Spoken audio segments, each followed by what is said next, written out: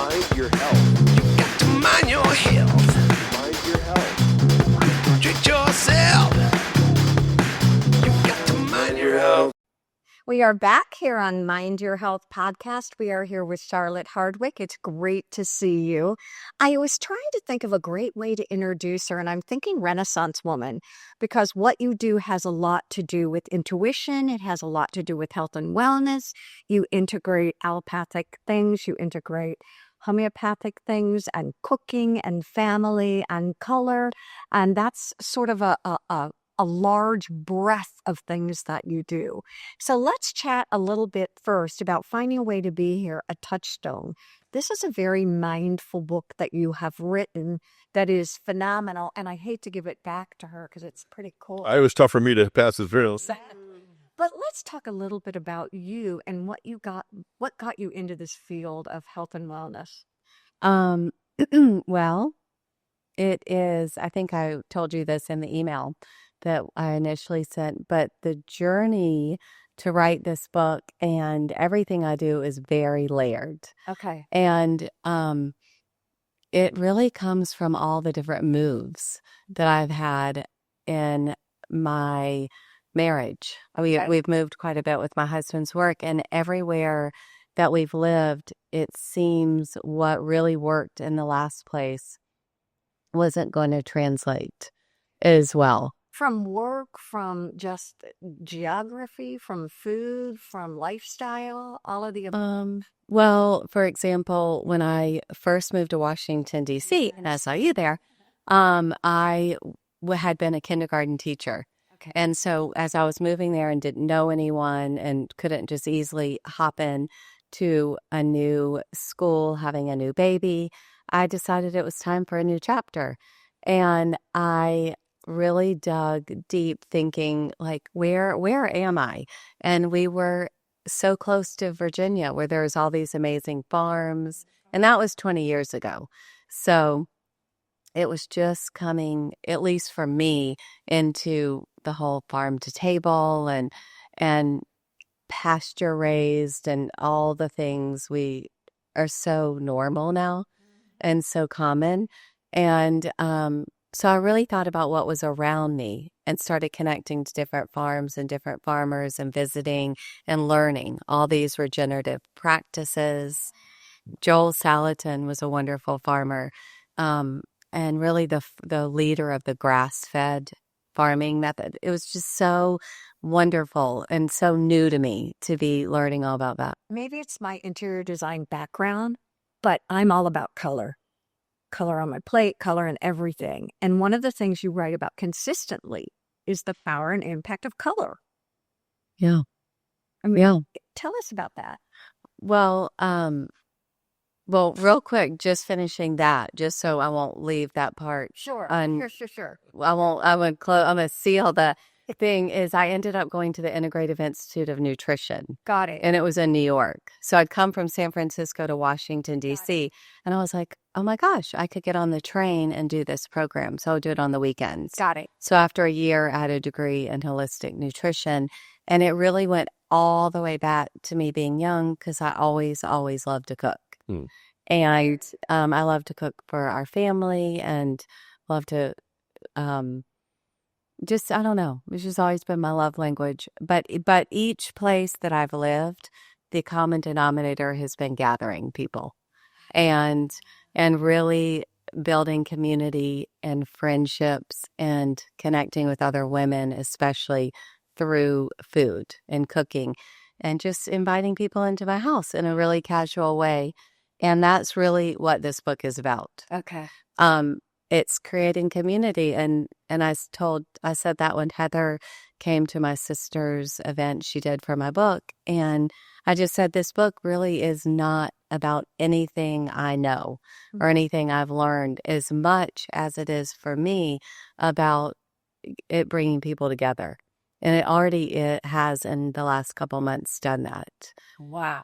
And that really goes back to color because it's just bringing people together and all the different ways and time around the table and all the different colors of the season. So it's funny if you hear to say I love to bring the women together to cook. So I love to cook, and I'll subscribe to these emails and send me recipes and stuff. But they also send me how to pick out a purse, what fashion is this spring? I'm like, I'm a male here, but I just love to cook too. But I totally get the gathering around the table. Actually, someone asked me just the other day, what's your perfect day?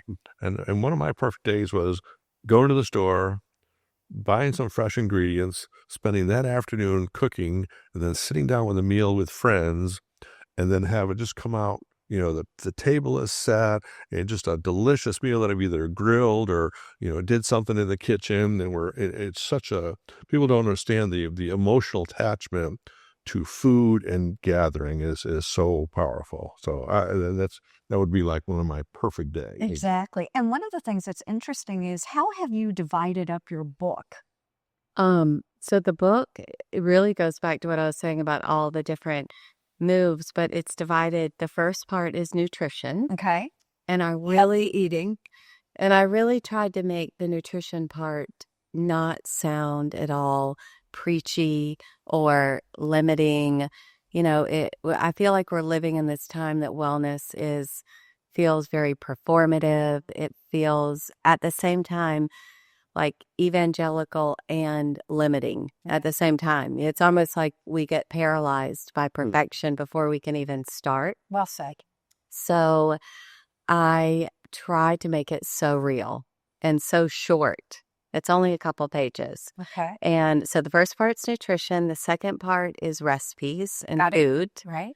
And there's a seasonal component to that, but in a little different way than probably other people have thought about it. And then there's a yoga part. I saw that. And a meditation part, a tea part, and a writing part. Woo. Do you have a favorite? Which one was easiest to compose for you? Well, I think the writing part was the easiest part for me because it's the part I love so much. And I think it's kind of where I began with all the people I work with. And it was the shortest. So let's take that and say, the people that you work with, tell us about you working with people. What are some of your goals? How do you actually work with people? Well, I do retreats for women, and I would have, and actually guys, I do them at Blackberry Farm a couple times a year and men come. But in general, they have been women, but I would love to have more. Fun to have couples. Yeah. That would be fun. Yeah, absolutely. So retreats and also solo. And it really starts a lot with people coming to my table at my house and just having like a tea or a soup. And for the first time I meet with them, I don't really talk. I just want them to talk and to let me know what their life is like, because that has so much to do with how we'll work together.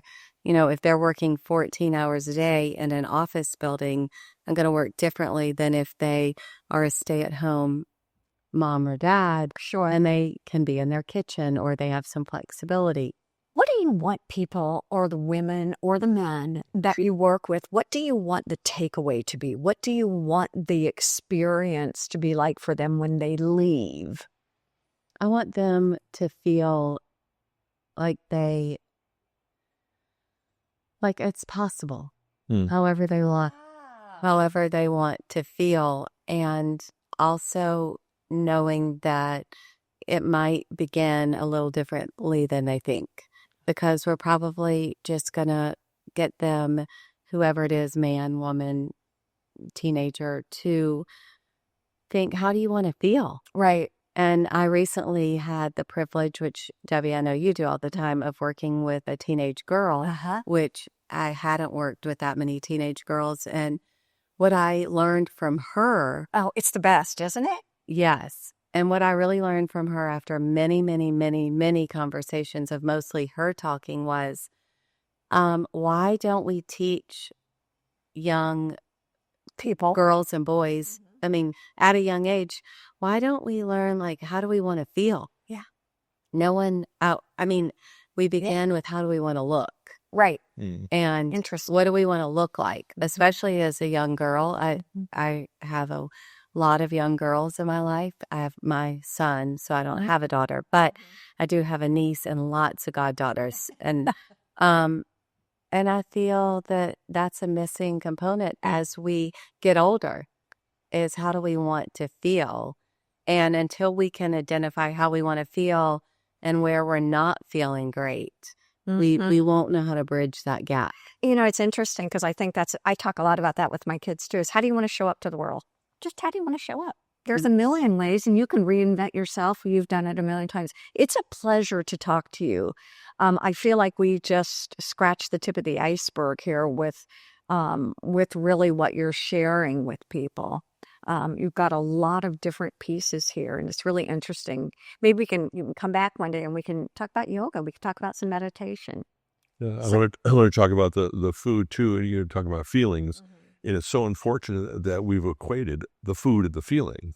You know, I'm going to feel a lot better if I choose those foods that may not be good for me, but it's going to make me feel good, when they really are separate.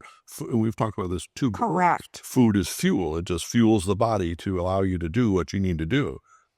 We got to help somehow get the emotional part, out of it. That, there's nothing wrong with a great meal, but some people, especially, young teenage people, equate that, that cheeseburger or the wildest choices with, with instant gratification instead of separating the two of them. But I'm looking forward to looking at some of the recipes too. Yeah, exactly. Thank you so much for joining us today here on Mind Your Health podcast. Stay with us. So, thank you guys.